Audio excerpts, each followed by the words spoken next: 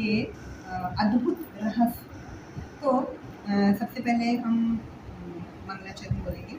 ओम अज्ञानतिमिरान्धस्य ज्ञानाञ्जनशलाकया चक्षुरुन्मिलितं येन तस्मै श्रीगुरुवे नमः। नमो विष्णुपादाय कृष्णपृष्ठाय भूतले श्रीमते लोकनाथ स्वामिनिति नामिने। नमो विष्णुपादाय कृष्णपृष्ठाय भूतले श्रीमते भक्तिवेदांत स्वामिनिति नामिने। नमस्ते सरस्वते देवे गौरवाणी प्रचारिणे निर्विशेष शून्यवादी पाश्चात्यदेशभूतारिणे।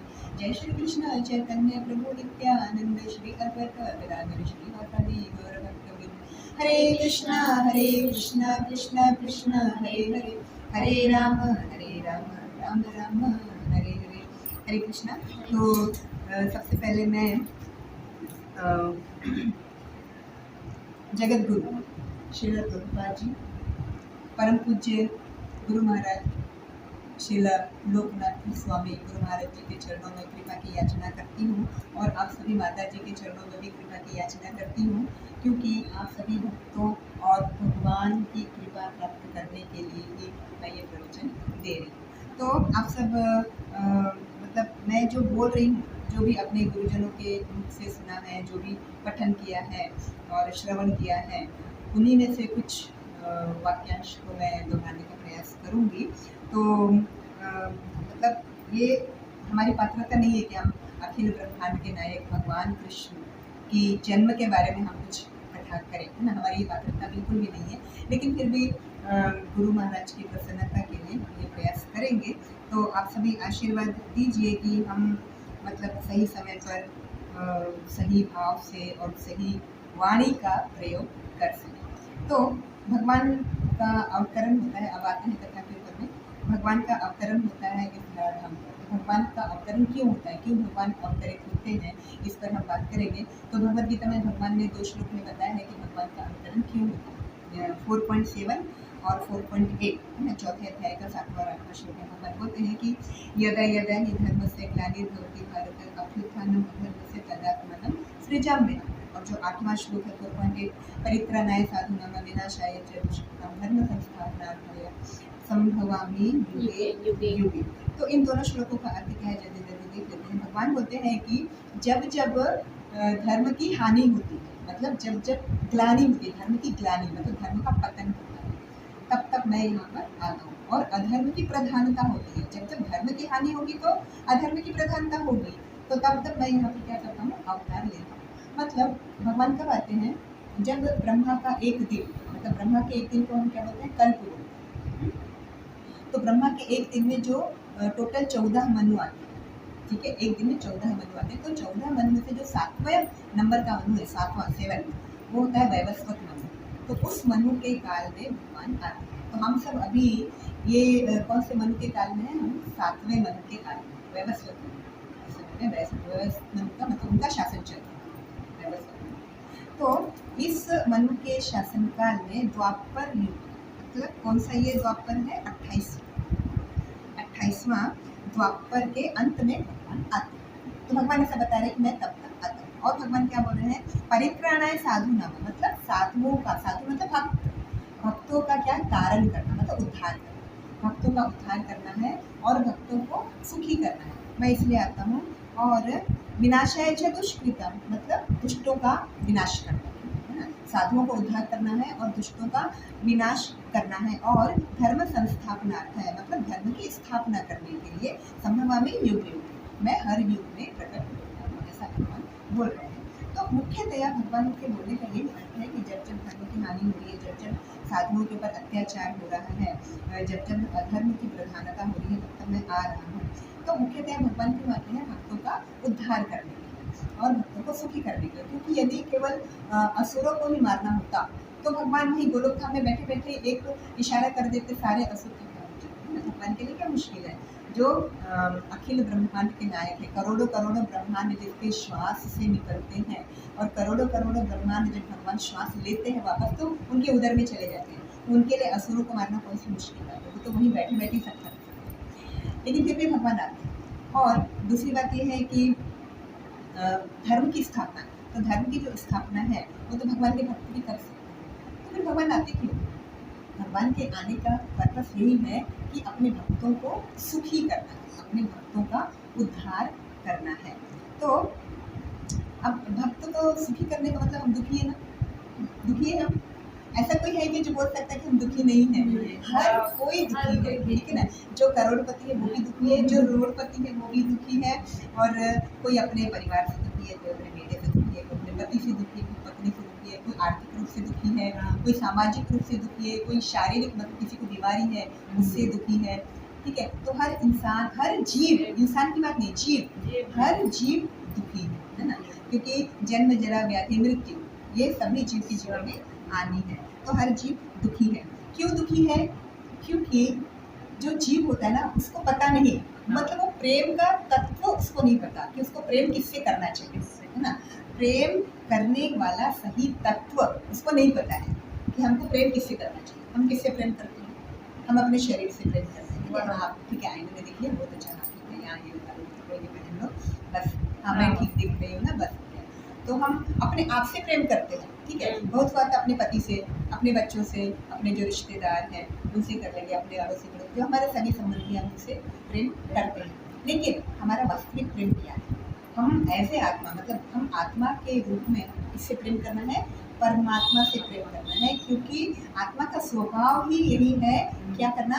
परमात्मा से प्रेम करना, है ना। भगवान से प्रेम करना ये आत्मा का स्वभाव है। जैसे नमक का स्वभाव क्या है? नमक खारा होता है, मिठाई का स्वभाव क्या है? मीठा होता है ना। मिर्ची तीखी होती है। तो उसी तरह से आत्मा का स्वभाव है प्रेम करना और सेवा करना। किसकी? भगवान की। ये स्वभाव है आत्मा का।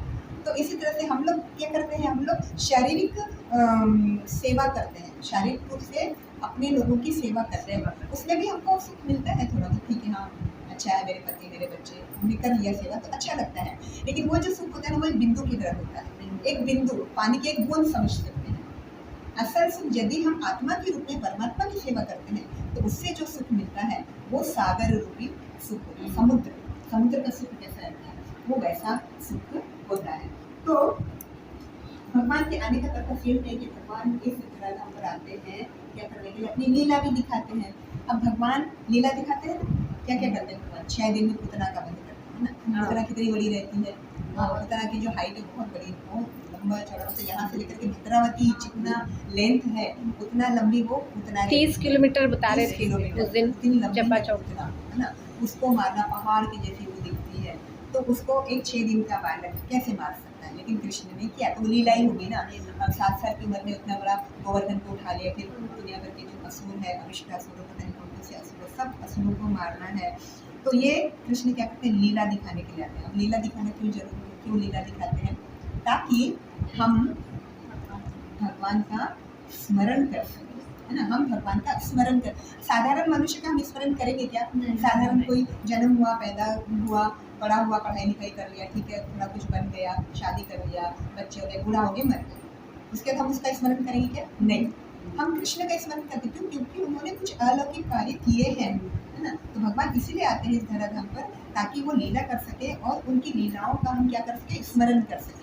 हम स्मरण करेंगे तो हम कहाँ चले जाएंगे? सीधे भगवान के धाम चले जाएंगे। स्मरण करना मतलब भगवान को ध्यान में रखना। अब एक शराबी है, वो शराब का स्मरण करेगा, अपने को दारू पीना, शराब पीना, कहाँ चले जाएगा? सीधे शराब खाने चले जाएगा, ठीक है ना। कोई बीमार मनुष्य है तो किसका स्मरण करेगा? मेरे को हॉस्पिटल जाना, कहाँ चले जाएगा? हॉस्पिटल। अब हम सीधे स्मरण करेंगे भगवान भगवान भगवान है, ऐसी जगह भगवान है, ऐसी जगह, तो हम कहाँ चले जाएंगे? सीधे गोलोक धाम चले जाएंगे और वहाँ जाकर के सुखी हो जाएंगे। तो इसी तरह से हमको सुखी करने के लिए भगवान आते हैं इस धराधाम पे, ठीक है। तो अब भगवान आते कब है? कब आते हैं भगवान? एक बार की बात है, पृथ्वी बहुत परेशान हुई असुरों से, राक्षसों से, मतलब इतना ज़्यादा पृथ्वी का दोहन हो रहा था, असुर ने बहुत तंग कर दिया था पृथ्वी को। तो पृथ्वी माता गाय का रूप लेकर के ब्रह्मा जी के पास जाती कि मुझे बचाओ, कुछ तो मेरे को मदद करना पड़ेगा, मैं बहुत तंग आ गई। तो ब्रह्मा जी क्या करते हैं? पुरुष सूक्त मंत्र का पाठ करते हैं। एक पुरुष सूक्त मंत्र का जो ऋग्वेद का एक स्त्रोत है, उसमें ये बताया गया है कि विष्णु ही सब कुछ है, विष्णु ही सबका आधार है, विष्णु ही सबका सोर्स है, ऐसा उस मंत्र का अर्थ होता है। तो ब्रह्मा जी उसका पाठ करने लगते हैं। तो उसका पाठ करने से क्या होता है कि वैवस्वत मनु, ये जो अभी चालू है ये वैवस्वत मनु का काल। इस वन के 28वें द्वापर में क्षीरोदक्षाई विष्णु प्रकट हुए। क्षीरोदक्षाई विष्णु मतलब हमारे हृदय में जो विष्णु है वो क्षीरोदक्षाई विष्णु, ठीक है, वो वाले विष्णु प्रकट हो जाते हैं, ठीक है। अब क्षीरोदक्षाई विष्णु प्रकट होते हैं तो गाय माता को बोलते हैं, मतलब जो पृथ्वी है उनको बोलते हैं कि आप चलो, वो लोग आप चलो, आप बैठो, चलो मेरे साथ। तो बोलती ठीक है। फिर चलते हैं तो रास्ते में हरे रंग के राम दिखते हैं, राम जी दिखते हैं, राम सीता लक्ष्मण दिखते हैं, लेकिन राम का कलर इसमें क्या होता है, हरे रंग का होता है, हरे कलर के राम होते हैं। ऐसे कई शास्त्रों में वर्णन है कि राम का कलर हरे रंग का होता है। फिर वो भी साथ में चलते हैं और उसके अंदर फिर बीच में और भी बहुत सारे देवी देवता आते हैं, वो भी चलते हैं और बहुत सारे अवतार नर नारायण आते हैं और भी बहुत जितने भी अवतार आए हैं वो सभी आते हैं और आते आते कहाँ चले जाते हैं, गोलोक धाम चले जाते हैं भगवान कृष्ण के पास। और वो सारे अवतार सब कहाँ चले जाते हैं, कृष्ण में विलीन हो जाते हैं, मतलब कृष्ण के अंदर समा जाते हैं। तो इसका क्या अर्थ है कि ये सारे अवतार, सारे देवी देवता कहाँ से उद्भूत है, भगवान कृष्ण से ही उद्भूत है। सारे देवी देवता जिनकी हम पूजा करते हैं ना, सारे अवतार सब कुछ वहीं से उद्भूत है। तो इससे ये हमको पता चलता है। अब कृष्ण देखते हैं हाँ सब कुछ आ गया, सब कुछ मेरे अंदर में आ गया, हाँ ठीक है। अब बोलते हैं कृष्ण बोलते हैं कि अब मैं इस पृथ्वी पर अवतरण लूँगा, अब मैं आऊँगा तो आप सबको क्या करना है, अपनी अपनी पोजीशन ले लेना है, ठीक है। कुछ मथुरा चले जाओ, कुछ ब्रज में चले जाओ, कुछ कुरुवंश में जन्म ले लो। शंकर जी को बोलते हैं कि आप अश्वत्थामा बन जाओ, फिर यमुना नदी को भी बोलते हैं मैं आ रहा हूँ, रेडी रहना। तो सबको भगवान अपना पोजीशन लेने के लिए बोल देते हैं। तो अब क्या होता है आगे, बहुत ही मज़ेदार बात होती है। हाँ, भगवान ये भी बताते हैं, योग माया को आदेश देते हैं। योग माया को क्या आदेश देते हैं कि देखो देवकी के गर्भ में भी छः बालक आए, देवकी के गर्भ, ठीक है। उन सबको कंस लगाकर मार डालेगा, तो उसके अंदर जो 7वां बालक आएगा बलदेव, तो उसको आपको क्या करना है, इस 7वें बालक को आपको रोहिणी के गर्भ में ट्रांसफ़र कर देना है। तो ऐसा करने के बाद में मैं क्या करूँगा, मैं आपको अपनी बहन बना दूँगा। तो योग माया को मैं मतलब वो बोलते हैं कि मैं अपनी बहन बना दूँगा, ठीक है। तो योग माया बोलती है कि ठीक है मैं ऐसा करूँगी। तो अब राधा रानी कृष्ण के बाजू में खड़ी रहती है, वो ये सब सुनते रहती है और ये सब सुन के बेचारी बेहोश हो जाती है। कितनी खतरनाक बात है। ऐसा तो आज तक कहीं किसी मेडिकल साइंस में नहीं हुआ है कि एक गर्भ से दूसरे गर्भ में कोई ट्रांसफर हुआ है, ठीक है। तो हम कृष्ण ऐसी बात कर रहे हैं कि देवकी के गर्भ में से बलराम को निकाल करके रोहिणी के गर्भ में ट्रांसफर करना है। तो ये बात सुनकर के राधा रानी सीधे बेहोश हो जाती है। तो अब आगे क्या होता है, ये जो देवकी के गर्भ में 6 बालक आए, तो इनकी कहानी थोड़ा सा पढ़ते हैं। तो ये 6 बालक हैं, ये कौन रहते हैं देवकी के गर्भ में जो आते हैं, इनको षडगर्भ कहते हैं। षड माने 6, गर्भ मतलब बच्चे, है ना। तो ये होते हैं असल में मरीचि के पुत्र। मरीचि कौन है, मरीचि सप्तर्षि, सप्तर्षियों में से एक होता है मरीचि। तो मरीचि असल में ब्रह्मा जी का मानस पुत्र है, तो ये सप्तर्षि में से एक होते हैं। तो इनके और भी पुत्र होते हैं मरीचि के, जैसे कश्यप मुनि होते हैं। तो कश्यप मुनि और फिर अदिति, उनसे ही फिर पूरे वंश का निर्माण हुआ। मनुष्य, राक्षस, नागवंश, ये सारे वंश निकले, है ना। कश्यप मुनि और अदिति, उनकी बहुत सारी रानियाँ रहती हैं, तो उनसे ये सब कुछ वंश का जन्म हुआ। तो मरीचि के जो 6 पुत्र थे स्पेशली, जिनको षडगर्भ बोलते हैं, ये षडगर्भ क्या करते हैं, ये हमेशा मस्ती करते रहते हैं, मतलब मजाक करना, ब्रह्मा जी का मजाक उड़ाते रहते हैं कि ब्रह्मा जी कैसे हैं, देखो 4 ऐसे उनको मजाक उड़ाते। तो ब्रह्मा जी ने उनको शाप दे दिया कि जाओ, अभी तुम्हारा जो अगला जन्म होगा ना वो एक असुर कुल में होगा और तुम्हारा जो पिता रहेगा ना, उस पिता के हाथों से ही तुम्हारी मौत होगी, ऐसा ब्रह्मा जी शाप देते। तो अब ये जो षडगर्भ है, इनका जन्म होता है अगले जन्म में हिरण्यकश्यप के प्रपौत्र के रूप में। प्रपौत्र मतलब नाती, बेटा का बेटा, है ना, बेटा का बेटा। तो उस रूप में ये 6 बच्चे जन्म देते हैं। तो इनका पिता कौन होता है, मतलब हिरण्यकश्यप का बेटा कौन होता है, कालनेमी राक्षस, मतलब नाम सुने में कालनेमी राक्षस, वो हिरण्यकश्यप का बेटा रहता है। तो उसके बेटे रहते हैं ये 6 षडगर्भ, ठीक है। तो अब क्या होता है, वहाँ पर भी हिरण्यकश्यप के साथ तो पटती नहीं है उन 6 लोगों की, वहाँ पर भी झगड़ा होता है। तो हिरण्यकश्यप को भी शाप देते हैं, जाओ तुम्हारा जो पिता है ना वही तुमको मारेगा। तो उस पर जो अगला जन्म होता है, अगले जन्म में क्या होता है, देवकी के गर्भ में ये 6 बच्चे आ जाते हैं और जो कालनेमी है वो कौन बनता है, वो कंस बनते हैं, है ना। तो कंस के हाथों से ये 6 बच्चों का वध होता है। तो इस तरह से ये जो शनि गर्भ है इनकी कथा है। तो अब देवकी के गर्भ में ये जो 6 बच्चे आते हैं, ये 6 बच्चे प्रतीक है षड विकारों का। षड विकार हमारे शरीर, हमारे अंदर 6 विकार है ना, काम, क्रोध, लोभ, मोह, मद, मत्सर ना, ये 6 विकार हैं। तो 6 विकार के रूप में ये षड गर्भ है।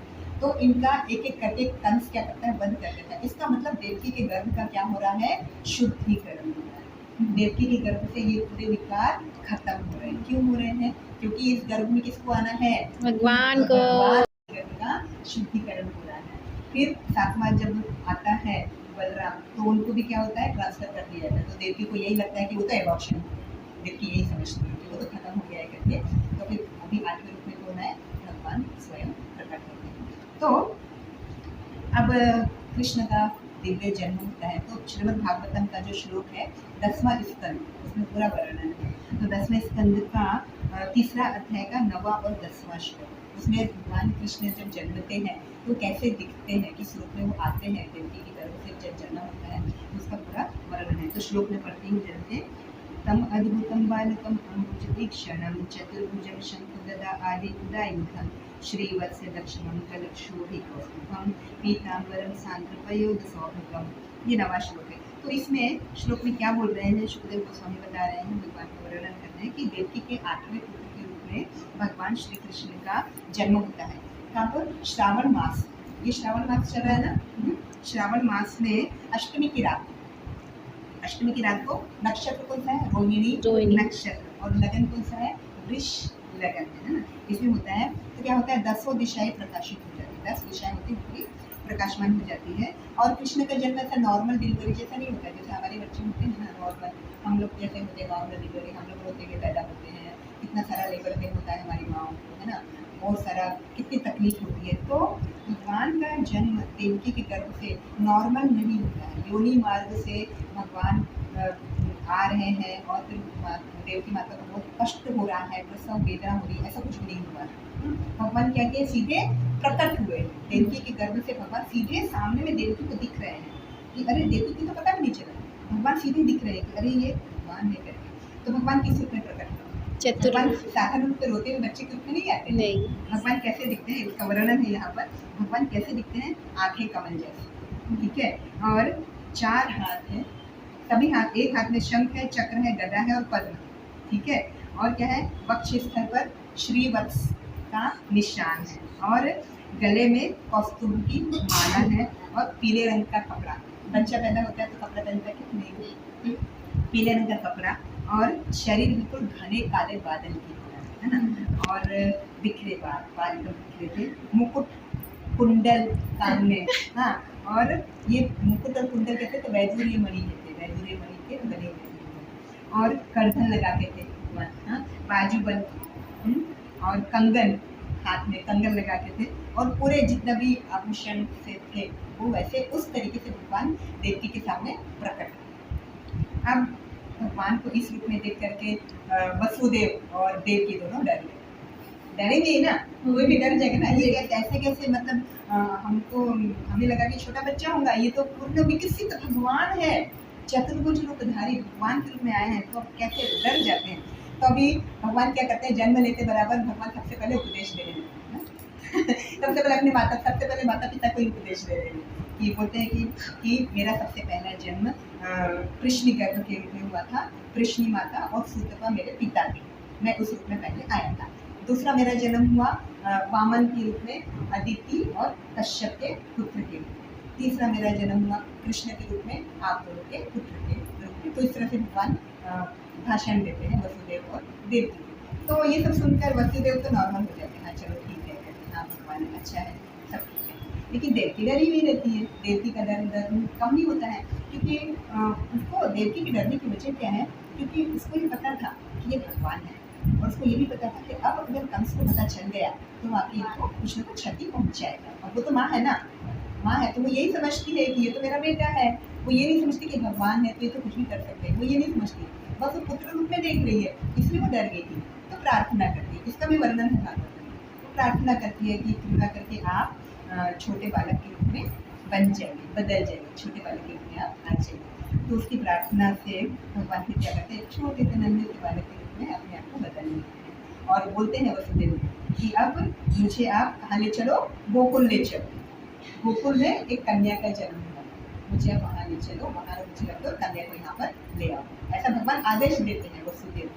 तो वसुदेव क्या करते हैं, फिर वही करना है, वसुदेव उठाते हैं। अब जैसे कृष्ण का जन्म होता है तो कारागार के पूरे ताले खुल जाते हैं, बेड़ियाँ टूट जाती हैं, तो वसुदेव फिर निकल पड़ते हैं कृष्ण को लेकर टोकनी में कृष्ण को लेकर के निकल पड़े। अब वहाँ जाने के बाद में यमुना को पता चल जाता है कि मेरे प्रभु जी आ रहे हैं।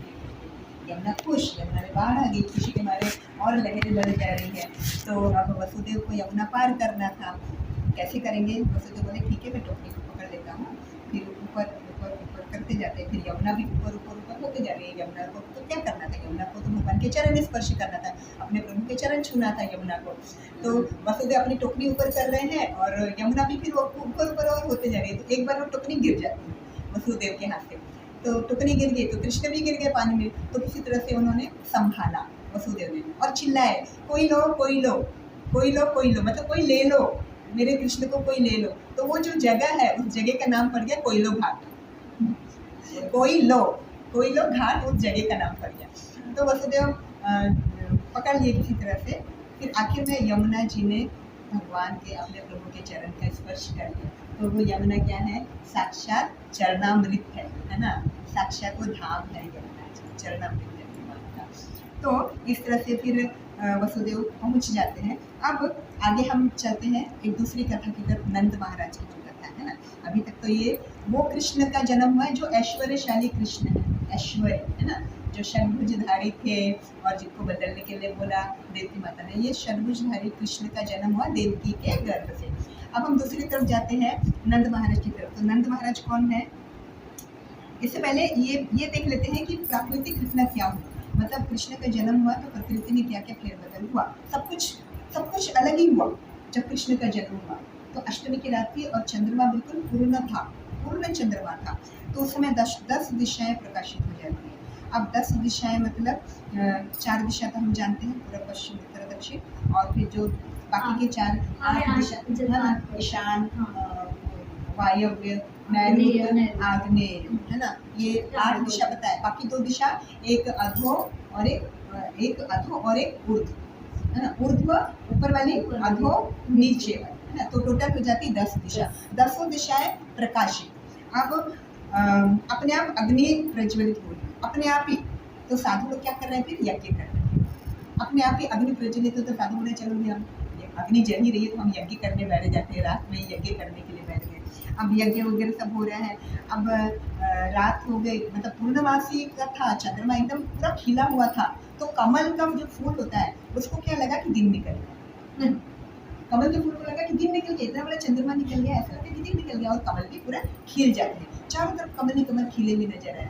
लक्ष्मी जी बहुत खुश रहती है। तो लक्ष्मी जी बोलती है कि अरे वो कमल खिल गए, तो चलो, लक्ष्मी जी को पता चल गया ना, सब कुछ पता चल गया। तो लक्ष्मी कमल लेकर के दौड़ने लगती है, खिले हुए कमल लेकर के दौड़ने लगती है, मतलब चारों तरफ खुशी की लहर दौड़ पड़ती है।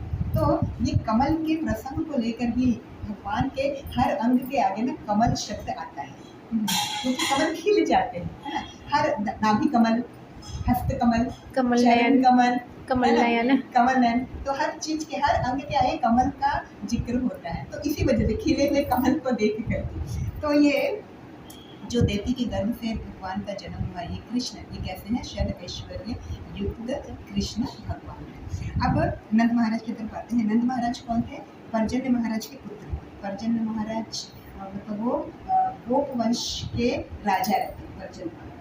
नंद महाराज को वही हुए ना, गोप के ही राजा हो गए, गोपों के।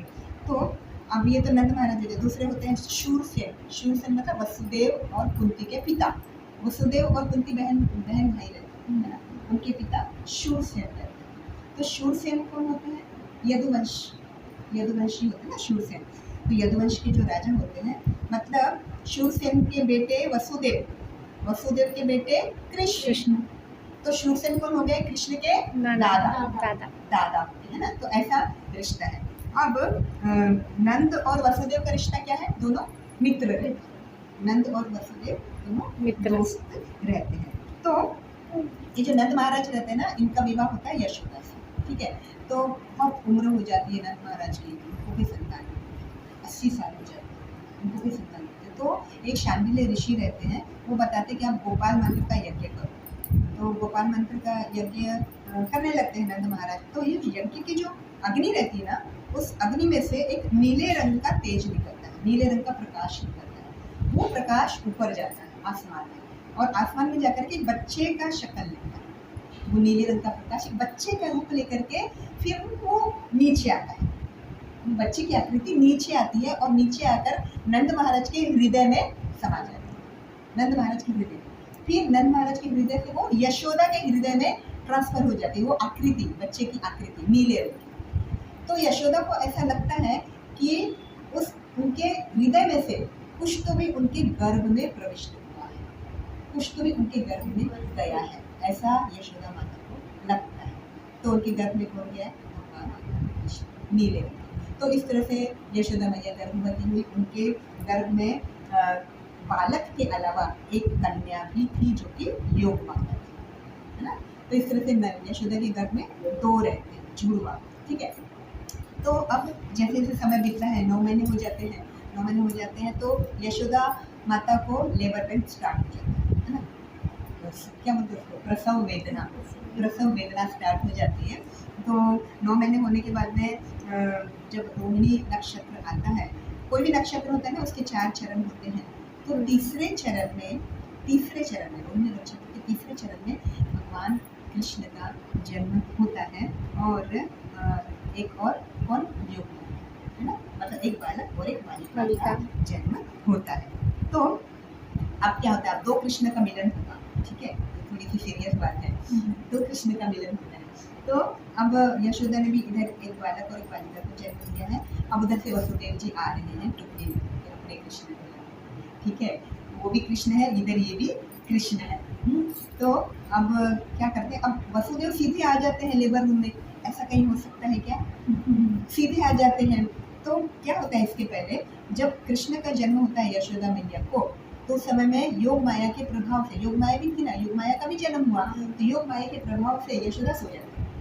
यशोदा को नींद आ जाती है, एकदम गहरी नींद, और साथ में जितने भी लोग रहते हैं सबको नींद आ जाती है, सब सो जाते हैं, क्योंकि वो जो राज आगे जो होने वाला है वो किसी को पता नहीं चलना चाहिए, करके सब सो जाते हैं। तो वसुदेव आते हैं, क्योंकि वसुदेव को भगवान का आदेश था कि आपको ये काम करना है, आपको मुझे वहाँ पहुँचाना है और वो कन्या को वापस लेके जाना है। इसलिए वसुदेव सीधे लेबर में चले आते हैं, नहीं तो कोई अनजान लेके नहीं आएगा ना। तो वसुदेव आते हैं और टोकनी को रखते हैं, टोकनी में से निकाल करके अपने कृष्ण को इधर रखा, और इधर में यशोदा मैया का कृष्ण है।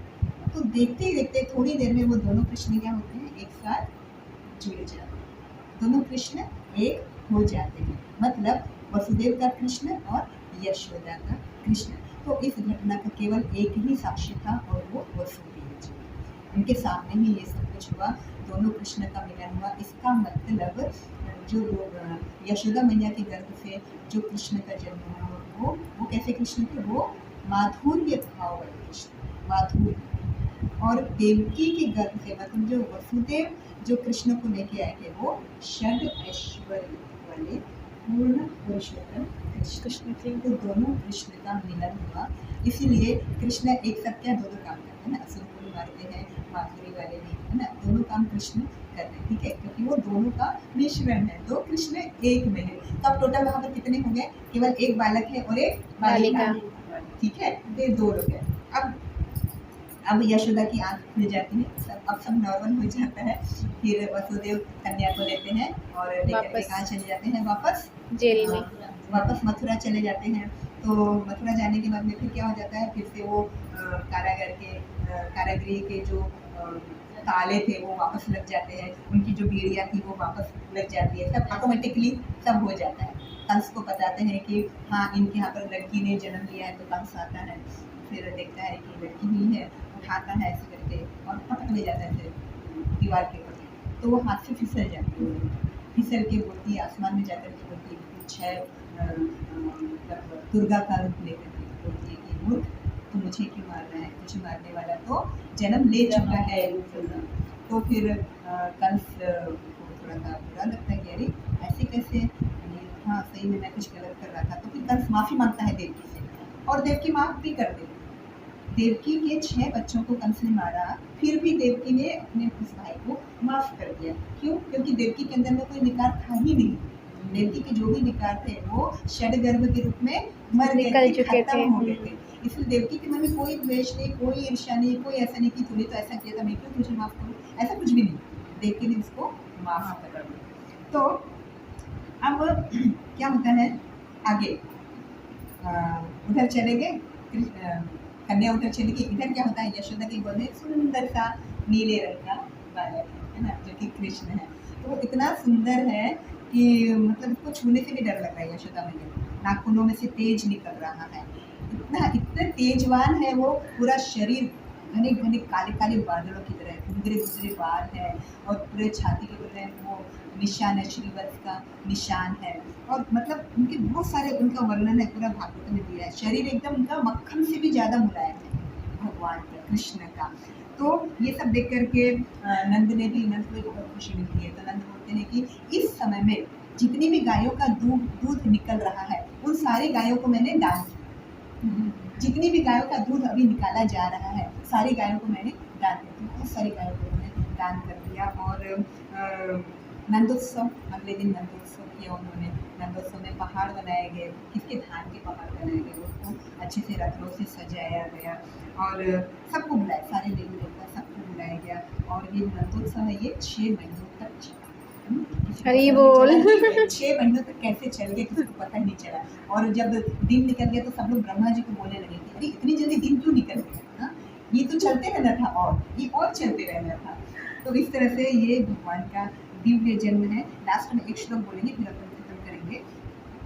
तो भगवान के जन्म की ना हर चीज़ दिव्य है, ये नॉर्मल नहीं है, हम लोग समझ नहीं सकते इसको। लेकिन भगवान एक चीज़ बोलते हैं, भगवद गीता का 4.9 श्लोक, जन्म कर्म च मे दिव्यम एवं यो वेत्ति तत्त्वतः त्यक्त्वा देहं पुनर्जन्म नैति मामेति सुअर्जुन।